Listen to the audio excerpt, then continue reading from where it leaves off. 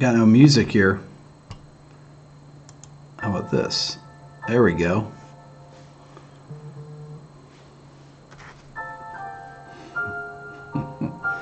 Hold on, I gotta text Rhett back.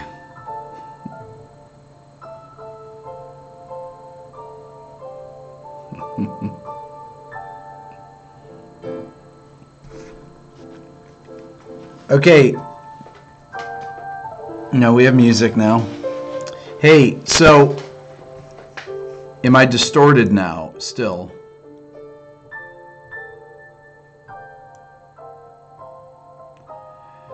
I restarted my computer to see if I'm distorted. Can everyone hear me okay? Peter, what's up? How are you? Hands feeling better? Sounds good. No distortion, right? Kevin's asking me, okay, some crackle. If there's crackle, Ray, it's probably that my I'm not sure what's going on. I asked Aaron earlier if it could be my microphone clipping badly, not just the music though. Perhaps static. Tell me if you hear anything. Now, did you hear anything when I did that? The input of my mic. Okay, how about that? Is that better? It's not better?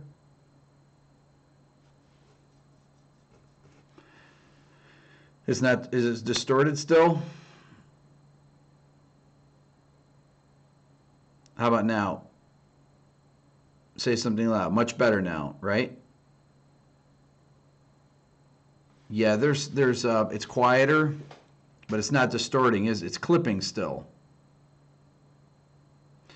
Well, you like distortion. This is the first time it's done this, just the last couple days. This sounds better now? Yeah, something's wrong with my Logitech camera here. The audio isn't clear. The gain control for your interface. Ah, not OBS. Hold on, let me see here. Maybe that's what it is. Check this out here. Let's see here. Sound. Ah, hold on here. Check 1, 2. Tell me if that's any better. Is that better now? That's better, right? Yeah, the gain was all the way up on that thing. It's not like normally it's about halfway. I must have been overdriving that. Too quiet? I'll turn it up a little bit more. How about this? Is this better now? I just raised it, Jim. Okay. Fuzz mic, Scooby-Doo, is this still fuzzing? Now it's very clear. Good job. Perfect. Okay, great.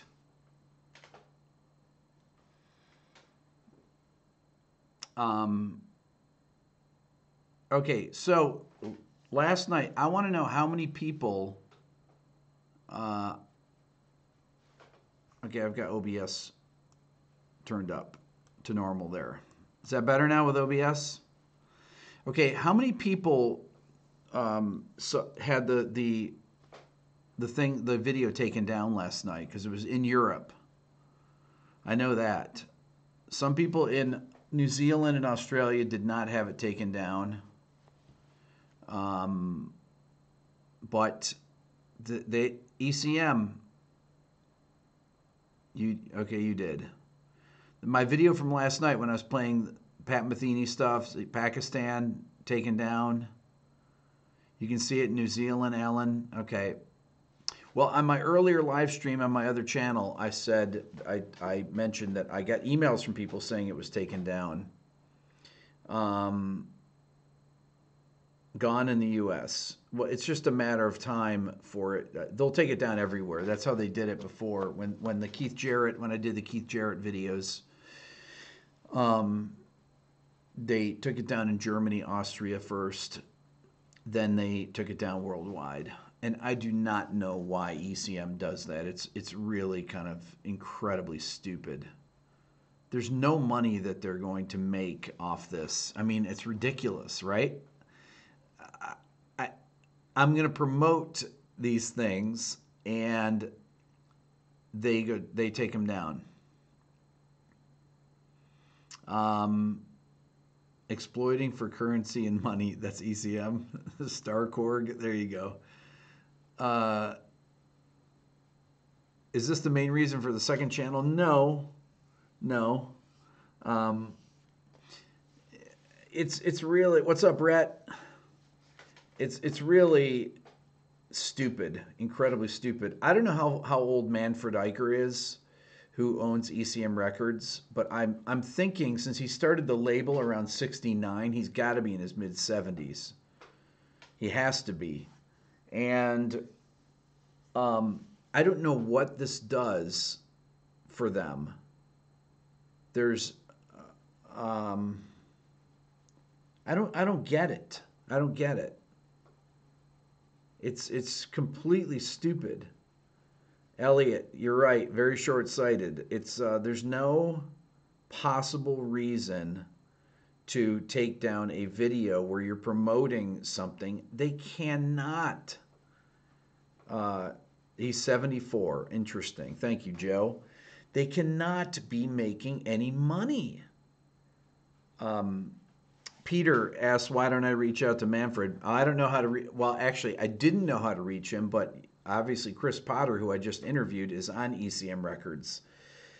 And I was thinking about putting some music in before I talked to him. But imagine this. I put out the Chris Potter interview. I play something from one of his records, and then it gets taken down worldwide. That would be I'm actually not going to chance that, but I was part of my experimenting last night with playing ECM was to see if they would take it down. He says in my interview with him, when you guys see it, Chris Potter says that we talked about that there are two different age groups of people. The young guys that he plays with don't mind having things up there. The older guys, because he came up with Dave Holland, and he played with Matheny. So, guys, Dave Holland's in his 70s. Matheny's obviously in his early to mid 60s, and so there's an attitude. And Scott Henderson said the same thing to me. So, but it's so Patty just wrote here. It says it contains content from UMG. It was blocked. No, UMG does not block. Does not block everything. The big artists, they do not block. Because they actually, I mean, it probably says it's blocked because of UMG, but it's because of ECM Records.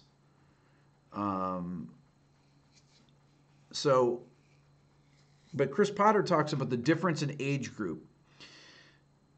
Matheny, from the interviews I've read, and Scott Henderson, from me interviewing him, Scott Henderson said the exact same thing that Matheny says. Their argument is that, number one, they don't feel like they can experiment with things. For example, they can't play songs or try things out because 30 years from now it's going to be on YouTube, okay?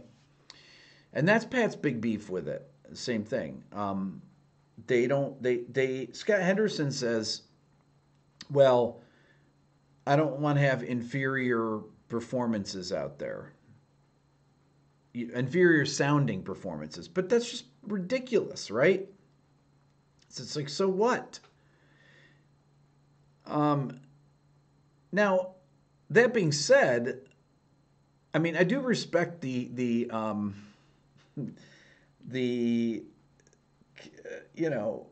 perfectionism that those guys have for their playing, because Scott Henderson's very much like Matheny, and I understand that, I get it, but I never heard, I can't imagine Michael Brecker, even though he's from that same era, he was from that same era, I can't imagine them I can't imagine him saying, "Oh, I don't want that solo to be heard." I just can't imagine that.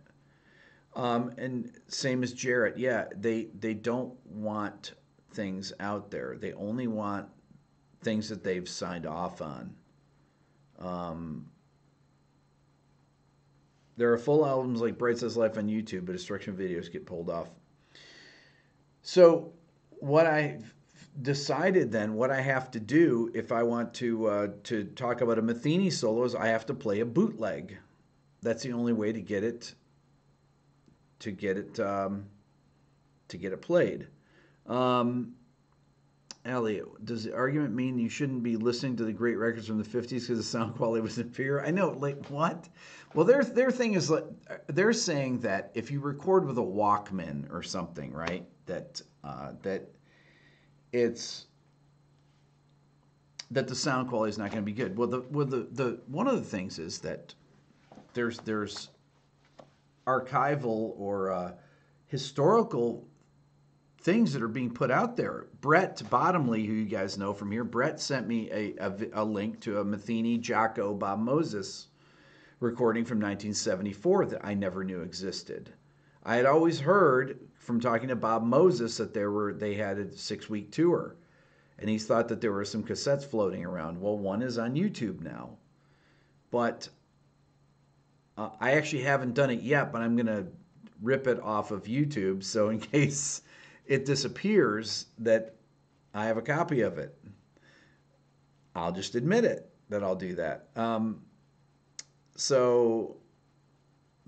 But I've got to, so I have no choice but to use a bootleg if I want to teach something like that. But I actually have a better, I mean, the Matheny blues recording that I have from 1981, where he's playing with the Matheny group, is the best solo I've ever heard him play. Straight ahead solo anyway, so it's not going to be like it's a loss, but I just don't see what the deal is. Now Chris Potter says he doesn't care about things going up on YouTube, but he did make the point. He uses the Matheny thing, the Matheny argument of it's really stifling to comedians, for example. They want to try out their material to see how it works with people in front of a live audience. But if their act is put up on YouTube, then they can't. Then it's out there already. So, what's up, Nari? So it's, I don't know. It's just Chris says it's a generational thing. He says that young guys just accept, young guys and girls, women, whatever, that they just accept that everything's recorded. It's kind of like me. I record all the time live. Okay, so you have to think about what you're going to say before you say it, right? But so what? I'm from that era. I'm older than Chris Potter. He's 47. I'm 55, nearly 56. So, you just, I don't know. But I guess in some of these guys' defense, they might have not liked a gig that they played 35 years ago, and here it is back on YouTube. And there it is. Jazz Martyr says, it's one thing to have people bootlegging, it's another to have it put up on a site like YouTube and have Google make money from it. Not cool. Well, the thing is that Pat doesn't...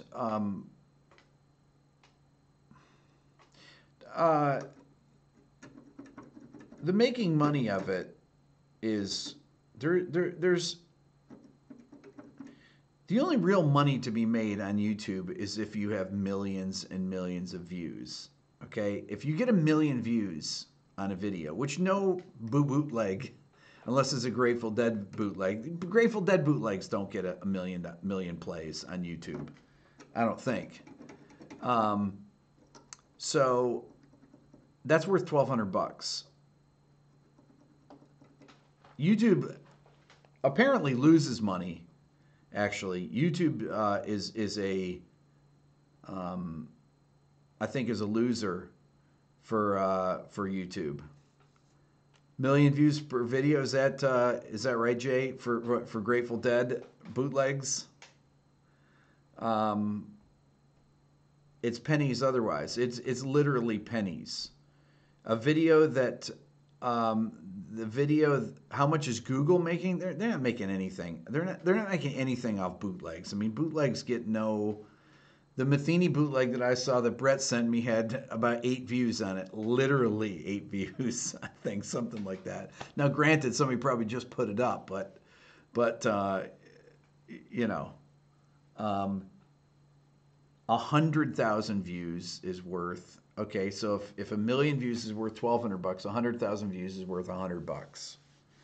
Okay, $100 if there's advertising on it. So.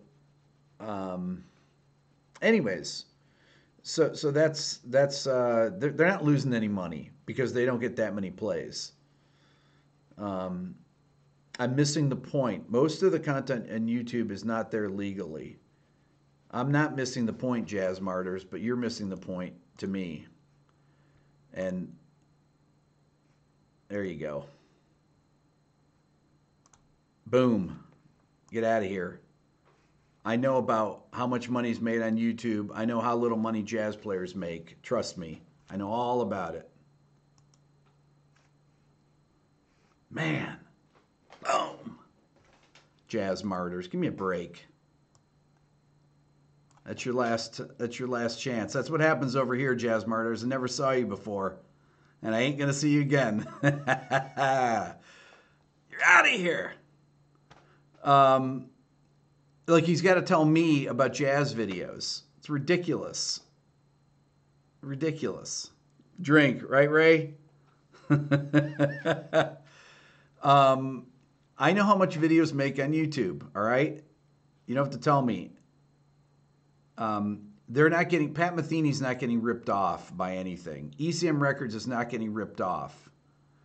When I had my Keith Jarrett video taken down, it had about 11,000 views, something like that. I mean, minuscule amount of views, and it was taken down. So there you go. You know, the funny thing is the Jarrett, so the one Jarrett thing that I did, which is really what makes this piece great, or an early version of it. Jazz Martyr sleeps with the fishes, that's right. He and Luca Brazzi. He got done in by the who took care of him? The was it not Salazzo, but the Tatalias took care of him. Anyways,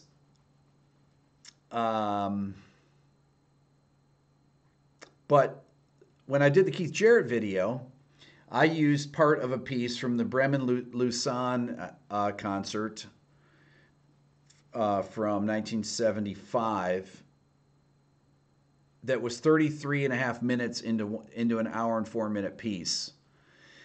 And I don't think that what was amazing is that it didn't find it for weeks, for a few weeks. It didn't realize that it was from that because the bots couldn't catch up with I think it was so far into the tune because I only focused on a 1-minute section, 34 minutes into the piece, into the improv.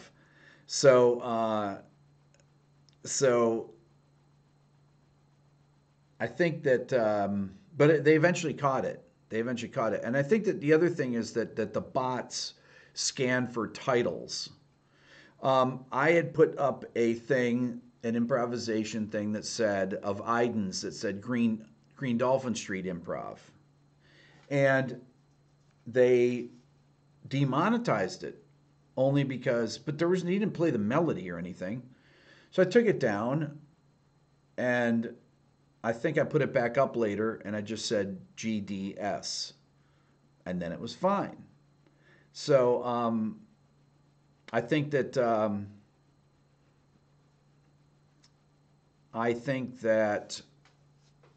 one of the reasons why when I'm doing this thing on the other channel why I'm not putting the song title in there is because I don't want to key in on the thing since they're going to be looking for that. I figured I had a better chance of getting things through, but now, I mean, in light of the ECM thing, maybe it just doesn't mean anything. Maybe the artists that are really big don't. Well, that's not true either because Zeppelin takes the stuff down. I don't get any of this, honestly. I don't understand it. What's up, Stefan? I don't get it. I honestly don't. There's no rhyme or reason to any of this. When a video gets up and stays up, it's great. The reason I tested the thing out last night was that I wanted to use something in a new video, and I realized I can't. So I'm going to use it from this. I don't have that. Let's see here.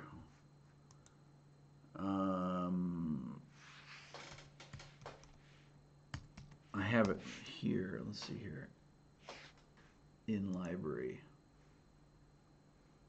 So you have to be careful what I push right here, because if I push the wrong thing and it plays something, then I'm screwed. Okay, I don't have it. I just have the Village Vanguard thing. Okay, so Tobin says Adam Neely does some time stretching sometimes. He doesn't play big clips though. I mean, if I'm gonna talk about a solo, I'm gonna play. Even if I play it in small bits, I mean, I'm gonna play large amounts of it. So when I've done the film score stuff, you know, John Williams, that's I don't know. There's no rhyme or reason. No reason talking about this stuff. I'm a little bit stuck in the solo thing. Because of this, though, because I don't know what I can use and what I can't, and there's definitely some ECM stuff that I want to do and I want to talk about, and I can't use it. I'm not sure about Blue Note either. I played Miles last night. I played Milestones, but I don't think that's on Blue Note. That's on Columbia. It's got to be. I'm wondering about Blue Note. I'm gonna try something else right now. I'm going to play something else. Here we go. And I'll see if it gets demonetized or not.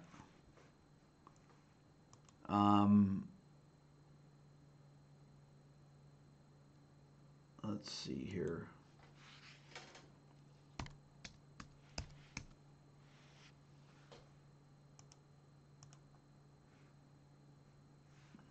Let's see.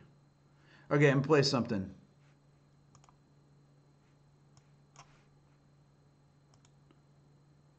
Nope. It says, wait, it's not authorized to play in this. Ay.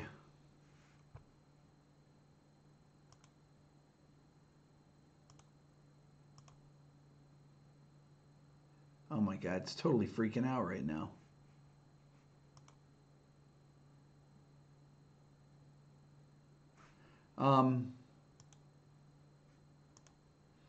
I gotta go to Apple Music for this. Let's see if this works now. It's ridiculous. So I'm trying to play stuff. AI is in charge of taking down videos. You're getting too smart, learning how to destroy mankind. Exactly. Somebody asked if I watch TV. I do watch TV. I don't watch regular TV, but I watch TV. I actually just watched Homeland, which I love watching.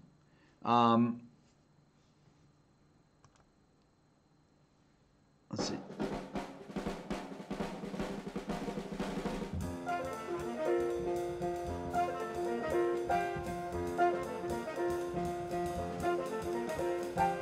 Okay, that's all I played. I want to see how much. I played 11 seconds. That was some McCoy Tyner. Let's see if it catches that. So that is on Blue Note. Let me play something else here. Let me play some other Blue Note. Let's see here. What should I play? Jerry, 9th year without a TV. That's impressive. Um, let me think here. What's another Blue Note thing I can play? Well, it doesn't matter. I just played a Blue Note. Let's see if that's let's see if that gets a strike on it or not. Because I don't know about Blue Note. In the past, I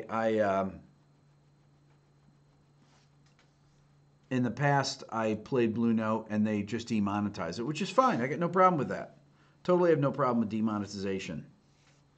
So, remember how it was, everybody that's been on here for a while, how I was thinking, man, I can't play anything here, so I can't teach. And Adam and I were talking about this stuff. So I just said, I'm going to forgo making any money on the videos and just play the stuff and get them demonetized. And I realized that when they get monetized for someone else, they don't take them down because they're making their money. Anyways, as far as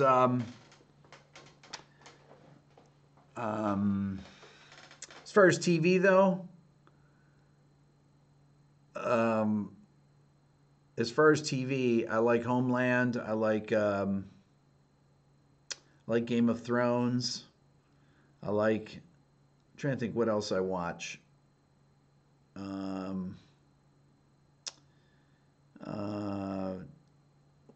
What else do I watch? I have a few shows that I watch. Let me see here. Oh, I love Better Call Saul, Breaking Bad. I love Walking Dead. You know what? I'm off Walking Dead.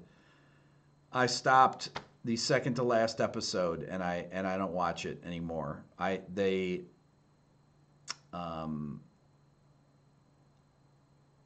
It's Walking Dead to me is just kind of, it lost it. But I think that I'm really liking the new Homeland. They jumped the shark, Joe. That's right. Walked out of Walking Dead. No spoilers. No, I'm not getting no spoilers. I don't do that. I got really pissed one night when somebody said, gave away the ending of Walking Dead.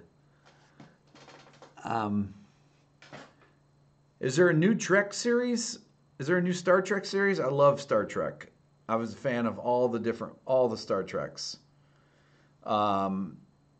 Really big fan of the original one. Huge fan of Next Generation. Negan was a shark jumper. That, that whole Negan thing I thought had promise. I kind of the way over the top graphic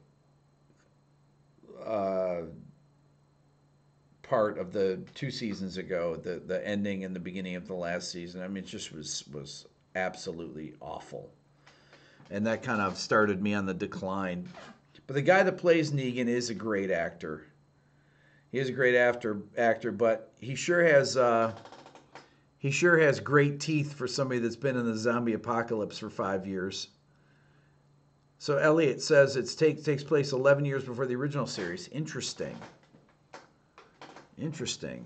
Gratuitous. Thank you, Ray. That is the word. It was gratuitous violence. Jeffrey Dean Morgan. There you go. I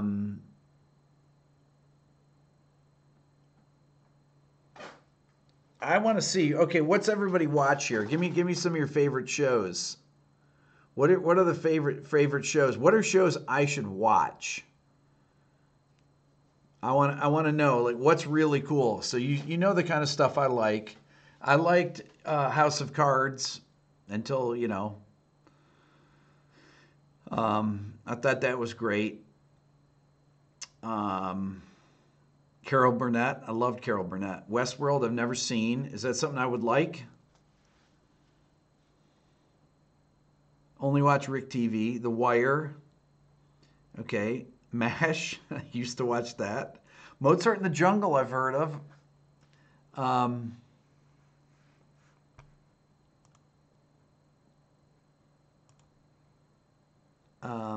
Altered Carbon, Breaking Bad, yeah.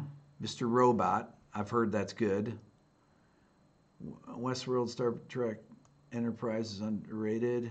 The original 21 Jump Street, there you go. Counterpart, The Americans, Supergirl.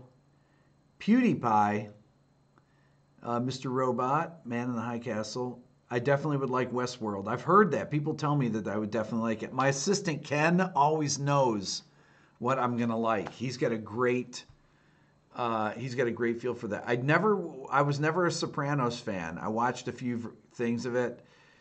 There's so many great mobster movies that mobster TV, mobster HBO was not my thing. Hannibal, I've not seen that. I love sci-fi though, and I love the X-Files, original X-Files. Polka King, Jack Black, Different Strokes, Northern Exposure, Full House, Shameless, The Office.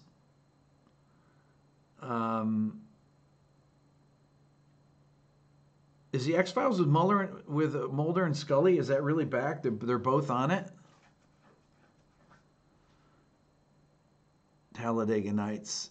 Barney Miller. Loved Barney Miller. Billions. You know what? I see the ads for Billions all the time, and I like Paul Giamatti and the actor that was what's his name with the red hair that was in Homeland's first 2 seasons. Because that looks, I think I might like that. Black Mirror. Why do I know that? Fargo. And so the X-Files is good because I really liked that. Family Guy, was just watching that the other day. That's the only cartoon that I like. Abe Vigoda, love Abe. New X-Files is excellent. What's Taboo? I don't know that. Would you do an analysis on House of Cards theme? Oh, I have a great theme. And I love the theme on Homeland. Do a TV theme show episode. Well, my favorite TV show themes. If I was to do an analysis, Hogan's Heroes is one of the greatest ones. How many people know Hogan's Heroes? That had one of the greatest themes ever, and was one of my favorite TV shows. From 6 Feet Under, that is a great theme. Hogan. Oh man, any of you? That's so old school. I still watch Hogan's Heroes episodes. I watch them. They're on YouTube. It's so great. There's that's some of my favorite things. My dad would laugh so hard. So we would eat dinner. The 9 of us. Our kitchen table was we would put a ping pong net on and play ping pong after dinner. Okay, in our kitchen. That's how big our kitchen table was. Our house was probably 900 square feet. So we had 3 bedrooms, 9 people, 1 bathroom. Okay, so every night after dinner, Hogan's Heroes would be on it at 5:30.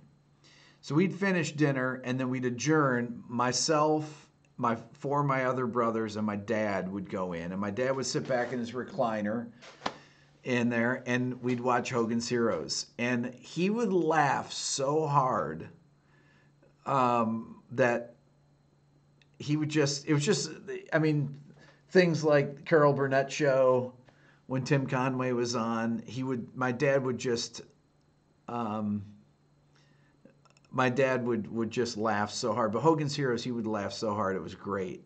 We just all crack up. We all sit there, the 5 of us in this tiny room. I'd lay on the floor and watch it. So I remember Sanford and Son. My dad loved watching that too. Mrs. O'Wiggins, that's right. The Honeymooners. Oh my God, Jackie Gleason. He He loved the Honeymooners. I loved watching the Honeymooners. I would watch that if that was on now. I would do that. Johnny Carson. I go back and watch old shows of Johnny Carson. To me, I can watch them now, and it never gets old. It's amazing. Your dad was into Curb Your Enthusiasm, Elliot. That's awesome. The Barney Miller theme. Barney Miller was a great show, and they had a great theme to that. The old Batman I loved too. Smothers Brothers, Mork and Mindy. Johnny was the best though. Johnny Carson was just incredible. He never bombed with a joke, because if it bombed, it was even funnier than when he actually hit with it. Beverly Hillbillies, Peter says. I love the Beverly Hillbillies too. They had a great theme. So if I was thinking about themes to talk about, okay, Dark Shadows was one of my favorite shows growing up. That was on. How many of you remember Dark Shadows with Jonathan Frid as Barnabas Collins? It was a horror soap opera that was on from 66 to 71 that had about 1,200 episodes. And that had an amazing theme with a theremin, I believe it was. And I wasn't even born yet. I know. Glenn, it was scary. Remember that? I would rush home from school so I could watch Dark Shadows, but it was a afternoon soap horror soap opera. I tell people that to this day, and they say, "What?" But did you like Data? You mean from Ron asked from Next Generation? Loved him. Mission Impossible had a great theme. So Andy Griffith had a great theme. So I'll pick something out. I'll do a show on movie themes or something. That would actually be a great show. Twilight Zone had a great theme. Jefferson's Lost in Space. Loved Lost in Space. How many of you remember Time Tunnel from the 60s? Time Tunnel was a great show. Anybody ever see Night Stalker? I love the Night Stalker. Anybody ever see Time Tunnel? Now you gotta be in your mid 50s to 60 to know Time Tunnel. It was amazing.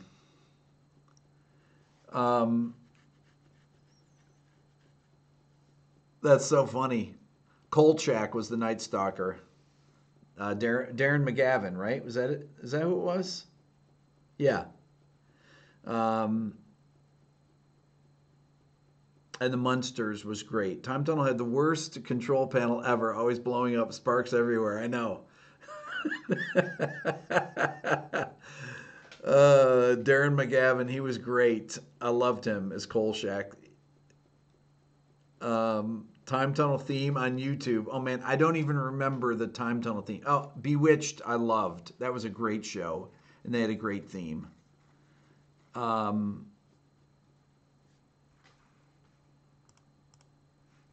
Boy, that would be. What's up, Brett? I was talking about you earlier. I was talking about that you sent me that Matheny thing, and I keep forgetting that I need to take it off YouTube before before Matheny has it taken down.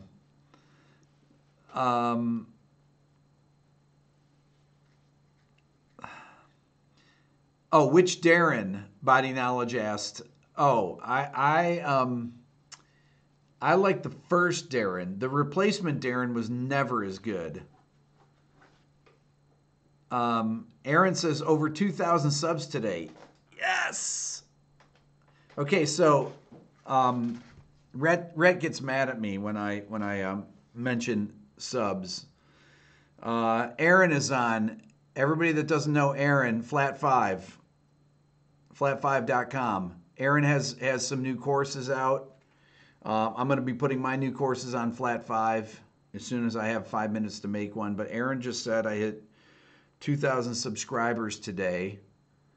And Rhett, you're gonna get mad, okay? Sorry, Rhett.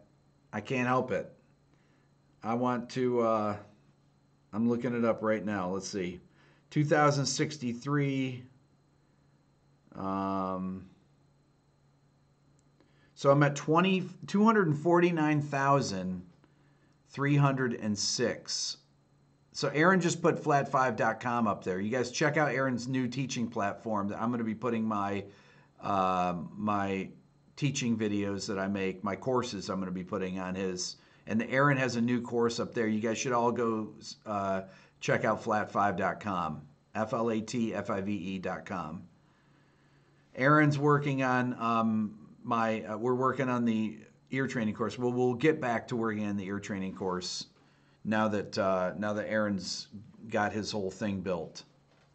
But I hit 249,308 subscribers right now I'm at, which means that probably by the morning or the afternoon tomorrow, I will hit 250,000 subscribers.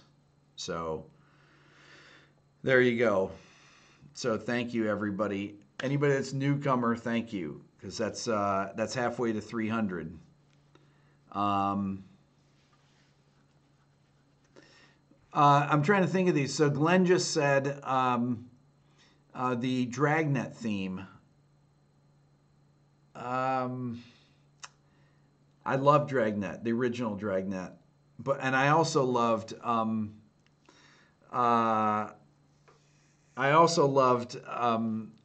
Frank Drebin, Police Squad, one of my favorite shows ever.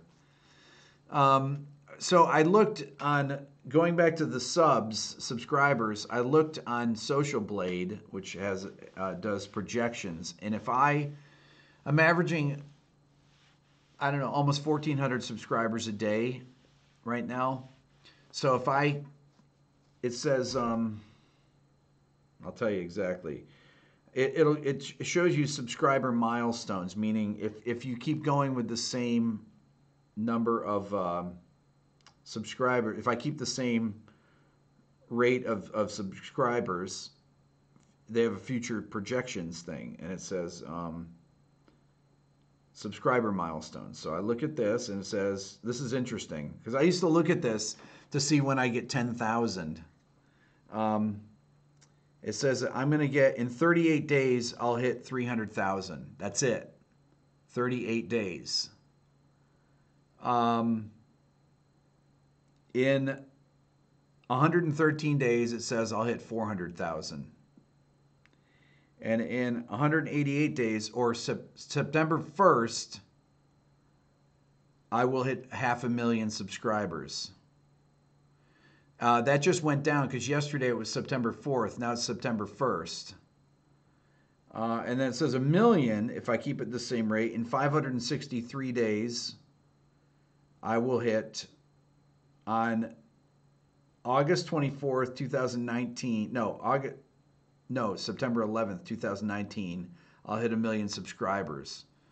But the more subscribers you get, the bigger that becomes. So anyways, the second channel should be small. You're calling July for 500K. Rat, anybody want to take, should we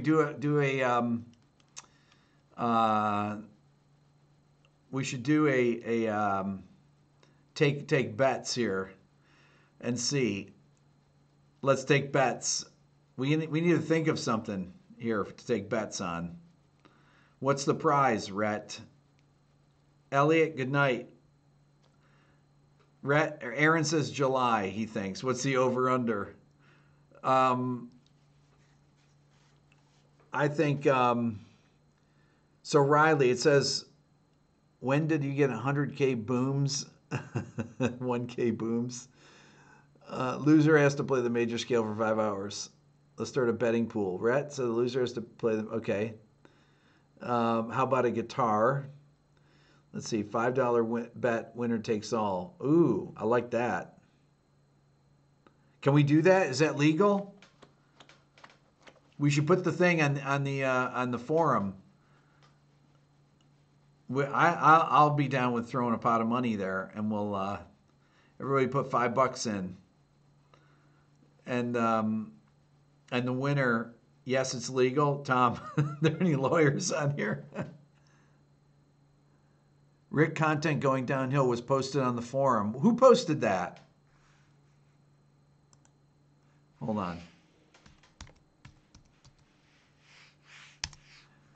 on. What is that? Did somebody post that actually?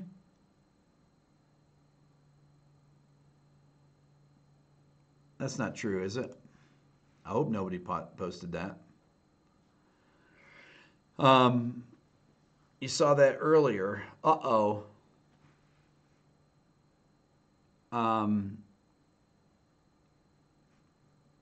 We'll take care of that.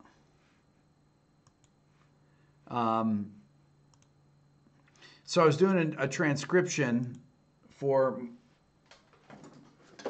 a new video here that I was working on a little earlier.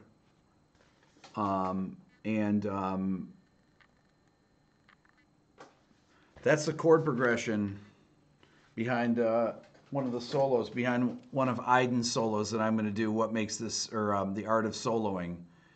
And I only got through one phrase of the chords. And Michelle could not get through, could not figure out the chords. So there you go. That's how hard it was, or how hard it is.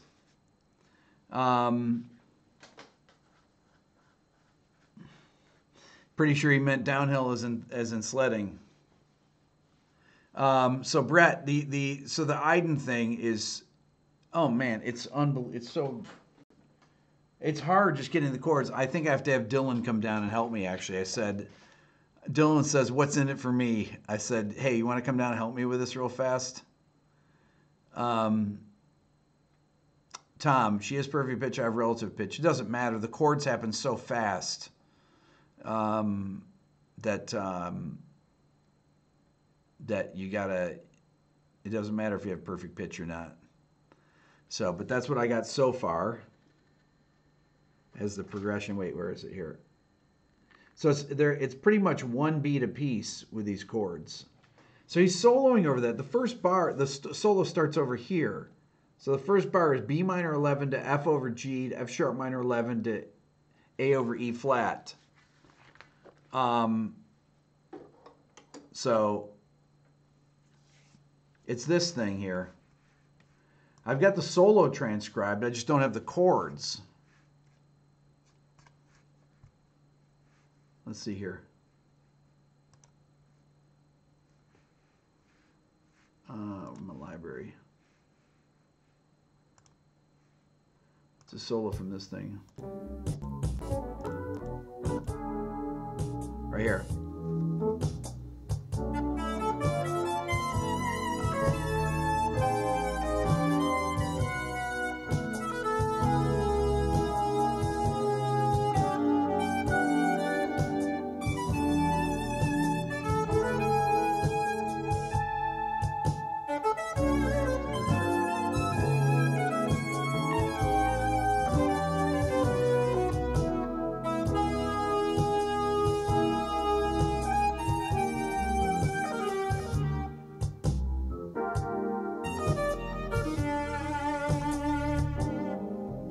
That's the solo. Island doesn't have the tabs himself. No, because he just made it up on the spot. That's an Aiden original. That's a demo from a 4-track. So I want to talk about that solo.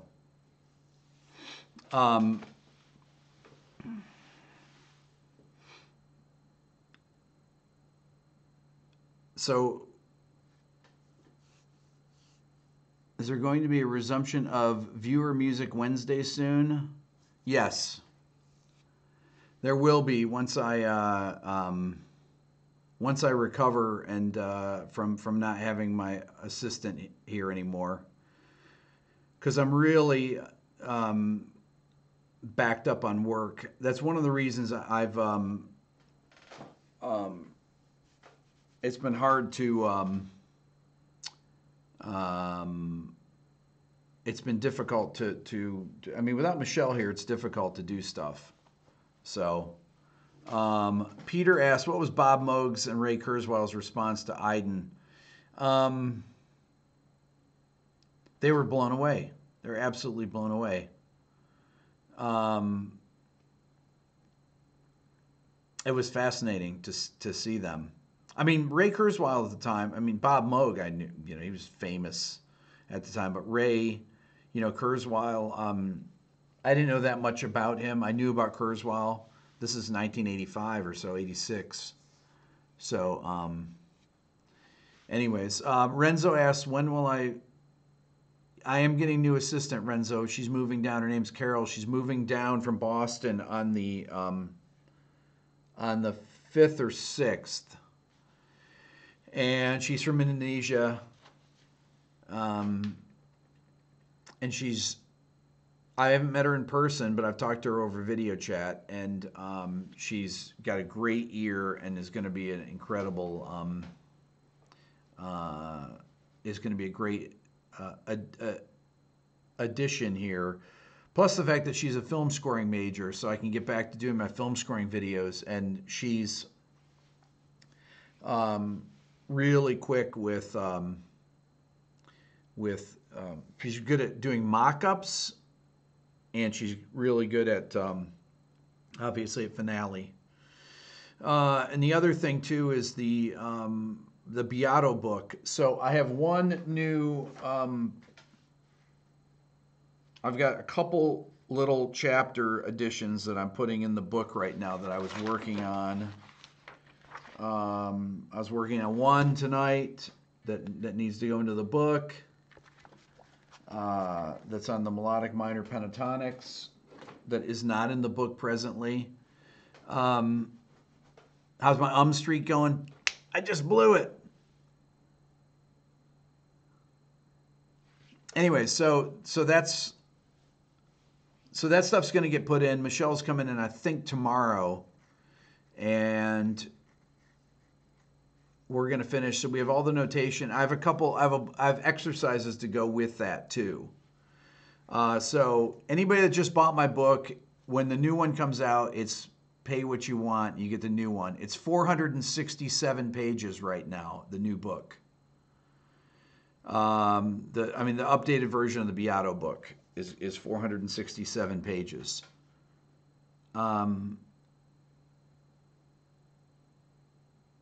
What are my rates to produce and engineer? 0, because I don't do it anymore. You edit comments on videos and delete comments in live streams. I do. I edit rude comments out.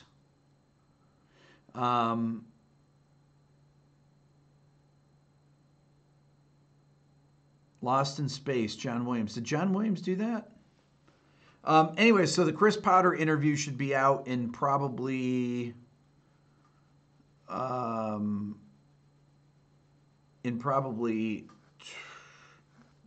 next 3 or 4 days or so.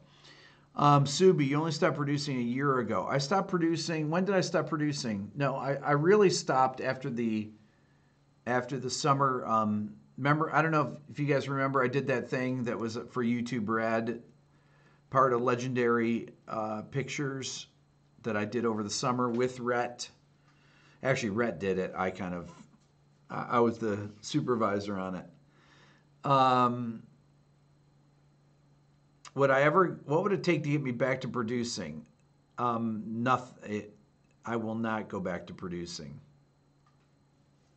I'm done producing.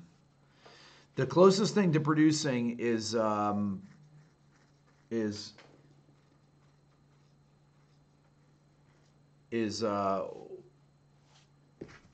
What Makes This Song Great.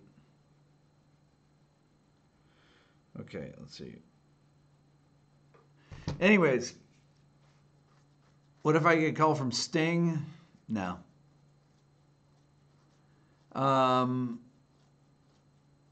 Even if I like the band, no.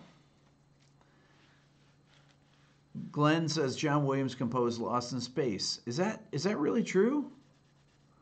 The original show. Wow, amazing. I hate producing. I just don't want to produce. Brett, you're seeing Matheny and Thursday and Friday. That's awesome, man.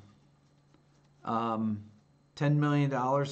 Okay, Brett. All right. Well, for $10 million, what if Swerve Driver or Spoon want me to produce them? Okay, I come out of retirement. Guthrie did not write me back for sending off. Ingve, what makes this song great? That's more of like a solo thing, though. I get millions from super chats. A million cents. Anyways, if I got a call from Sting, Paul McCartney, John Williams, Pat Metheny, throwing out random names, okay, I would come out of retirement. That's not true. There are some things that $8 million, yeah. $800,000, yes. What if Andy Sneap called me? Andy Sneap has called me. The Sting has a new project. Does Sting really have a new project? Is that actually true? 80 grand, Joe. I knew that, right? 80 grand? Nah, I don't know. 50 grand, 25 grand, no. 50 grand, no. No. 50 grand. Is part of it damage to my hearing? No, I just don't like it. I just don't. My assistant Ken was in yesterday with a band. He was in the control room because I told him now when he comes in to work with bands, I don't want him in the ISO booth because I did a video and people complained that they could hear the guy singing, and it was the same guy singing the same line over and over and over. What's up, Kinch? So anyways, I told Ken, whose nickname is GL, that's what I was calling him. I said, GL, I said, listen, if you bring that band in, that singer cannot sing in the ISO booth if I'm working out here, okay? I can't take you guys doing the same line a million times, okay? So anyways, so they were in yesterday. And he's a good singer. It's not that he's a bad singer, but Ken has him do the things a million times. It drives me nuts. So I can't take it anymore. I literally freak out. So yesterday I could hear him. It's so soundproof. From the ISO booth, from the control room. So he was singing in the corner of the control room. Ken was wearing headphones, okay, and I could still hear the dude sing through the wall. Through the wall there is 3 feet thick. If you can see, you see this right here. Hold on, right here. That's about. It's at least 2 feet thick. It's 3 walls. I can hear the guy singing through there. That's how loud he was singing. It was a metal band or like a gent band. Anyway, any more good or nightmare producing stories? Oh my God, I got a million nightmare producing stories. 3 feet thick, and I can still hear the guy with air gaps between each wall. There's 3 walls there. So yeah, it's that's why I can't do it anymore. I really can't. I can't take the repetitiveness of it. I think that's honestly the worst part. Never bothered me at all. It was 25 years I did it, you know. Blind Joe, you imagine my studio is underground. It is. It's not underground completely. I mean, it walks out. You can walk out of the studio from down here, but it is part of it. That end of the room is underground. So, but sometimes did I burn out? I did burn out. I burned out. I mean, I burned out. The worst thing would be when the band goes. So I would work on making a record, and it depends on how long, depends on who you're playing with or who you're dealing with. But at the end, Ken would not be here, and I always mix the records on my own, and it was really difficult to get motivated to do it. That was the hardest thing. I mean, that's brutal for people that are up and coming producers. It's that's if I was young, I would I would probably want to do it. Any thoughts about getting Iden back to the U.S. for another concert? Brett, yes, I'm absolutely going to do that. I talked to him the other day about it. That's going to happen in May. It's going to happen. We're already figuring it out. It's probably going to be New York too. So Brett asked, did I get points for the albums that you did? Yes, I got points from.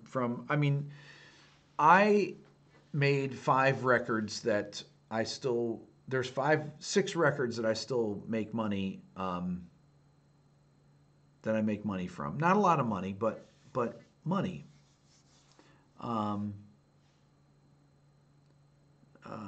Andre says, you have a producer friend. He says the same as me, but he still produces.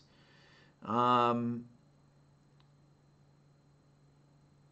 think he's a few albums shy of making a YouTube channel? That's pretty funny. How about more songwriting? No, I don't like songwriting. I don't. I have no interest in songwriting. I have much more interest in film scoring than songwriting.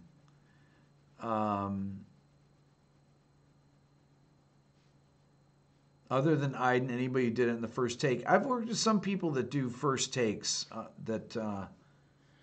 I've had a few musicians that are just really extraordinary that I've recorded. Not a lot. Most of the people that were in bands that I worked with. I had one guy, Alan Mearns, who's a phenomenal classical guitarist, and he's one of the best that I've heard. And he's an unbelievably accurate, great player, phenomenal time, and a great singer. There are certain people that could just do it.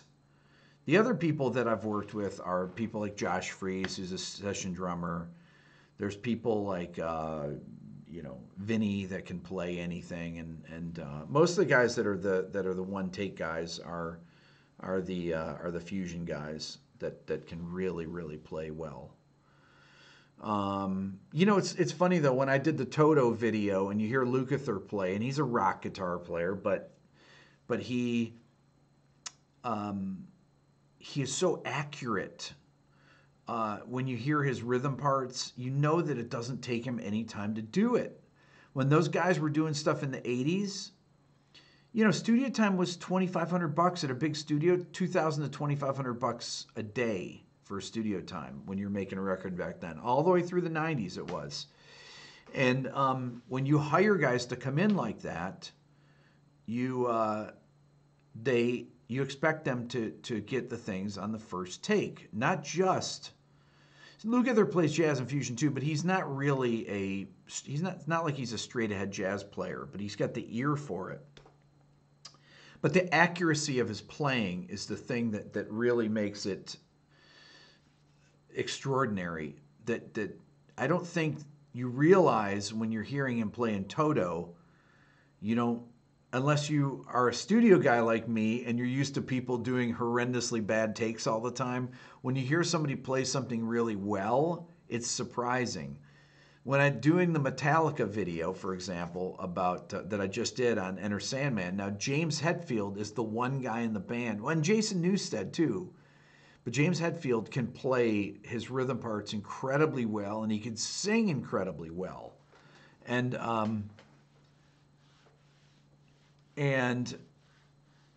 it's some people. That's what's amazing about Metallica is his playing. He's the guy. I mean, that's the band. He's the band.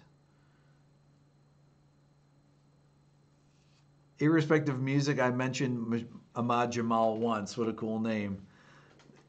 Ahmad Jamal is a cool player. He was one of my dad's favorite pianists. Um, James is the main talent. He is. Never underestimate the rhythm guy in the band. I'll tell you, James's rhythm playing on that is difficult. It is. On the main riff, there are some notes that he palm mutes, where he'll palm mute one note in the part, and it's so accurate. That Metallica record, and Bob Rock is a really brilliant producer.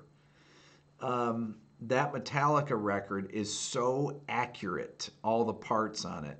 I mean, except for Kirk's guitar solo. But the rhythm parts, Lars is really, his drumming is terrible.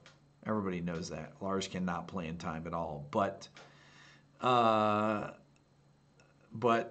his parts on the record sound killer.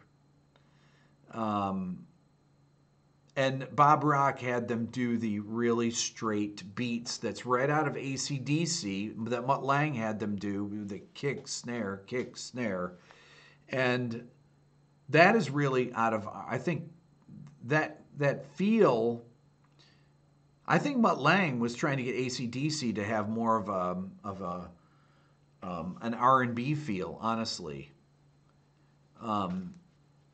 Which is, who's better, Marty Friedman or Kirk Hammett? Come on, man, Marty is ridiculous. But that 4 on the floor thing is something that Mutt Lange, I think, was very, very adamant about. The rhythm, I think it was that he really worked with AC/DC on those couple records that he did, because he didn't just do the Black album. He did For Those About to Rock also, and he did I think he did the one with right before too with the original singer with oh geez, come on. Why can't I think of the original singer? Bon Scott, thank you. Sorry, I thought. Mutt Lange is not married to Shania Twain anymore. They got divorced years ago. Bon Scott, thank you. There we go. Highway to Hell. I think Mutt produced Highway to Hell. I'm not sure, but he definitely did those. Steve asked, am I a Bill Bruford fan? I'm definitely a Bill Bruford fan. Yeah, 4 on the floor was crucial. Electric Owl says that it was crucial for AC/DC. It really was crucial. And one of the things about AC/DC that is interesting is that if you take Back in Black, for example, all those, all the upbeat accents on Back in Black. So in the chorus, it goes, rest, bum, bum, bum, bum, bum, but the bass and drums are straight. So there's all those upbeat hits without kick drums on them. I mean, that really happens a lot in AC/DC. There's a lot of upbeat accents in the instruments that the kick drum or snare do not go with. And that creates all this forward momentum. You'll notice that Bob Rock had Lars play crashes on 2 a lot, which is really kind of a jazz thing to do. Play crashes on 2. Or it's like a Stuart Copeland thing. Stuart Copeland would do that. So it's interesting. That's why I like so many different genres of music, because I love production. I really dig how people put arrangements together. I think it's I could do a video on the drum part on Back in Black. That's it. I could do a video on the drum part of Wrapped Around Your Finger, the Police, just the drum part, the kick drum pattern. which Stuart Copeland changes on the second pre-chorus. Dun, dun, dun, dun, dun, dun, dun, dun, I'll be. It's amazing. I could do a video on the kick drum pattern of Wrapped Around Your Finger by the Police and talk about how the kick drum part, what makes this drum, no, it'd be Renzo, it'd be what makes this drum part great. And the drum part, the brilliance in that tune, for example, is the kick drum pattern, because the first pre-chorus and the first verse to the chorus has a different pattern from the second end of the second verse to the second chorus, and it drives it really drives the groove to make the chorus happen. So anyway, so I'm obsessive compulsive about the drum parts when I'm producing a record. Every kick and snare part I obsess about. I basically make people, the drummers I work with, I say, I mean, I drove Josh Freese nuts when he was here and he was recording. I had him play this one track 8 times to get the drums exactly as I wanted him, and he was laughing about it. That I was so obsessive. He's like, "Hey man, listen, I don't mean to be picky, but that was my Josh Freese thing. Sorry, hey man, I know it's only a demo. I don't mean to be picky, but could you play this kick drum pattern? It's driving me nuts." Anyways, all right, listen, I gotta go. I gotta talk to Aaron. I gotta call him right now. He's gotta help me out with the website. You guys are awesome. We'll talk later. 250,000 subs tomorrow. But I'm gonna do a normal Rick video where I get really obtuse again. It's coming back. Maybe tomorrow even. Thank you.